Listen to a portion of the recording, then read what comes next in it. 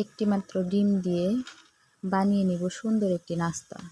এর জন্য এখানে একটি ডিম নিয়েছি, 1 চামচ চিনি দিলাম, 1 চামচ গুঁড়ো দুধ দিলাম। এখন সব কিছু ভালোভাবে মিক্স করে নিব।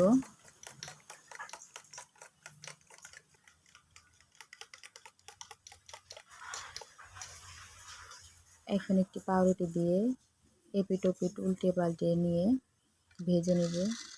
এর জন্য আমি আগে থেকেই কড়াইতে তেল দিয়ে গরম করে রেখেছি।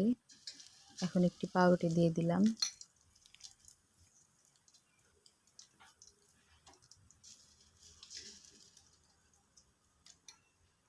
এভাবে একটু একটু করে পাউরুটি দিয়ে সবগুলোই এভাবে ভেজে নিব।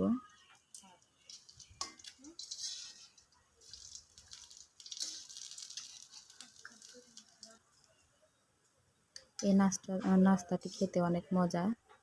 বাচ্চারা এই নাস্তাটা বেশি পছন্দ করে, কারণ এটা একটু একটু মিষ্টি মিষ্টি হয়। এর জন্য বাচ্চারা এটা বেশি পছন্দ করে। আমার কাছেও ভালোই লাগে খেতে।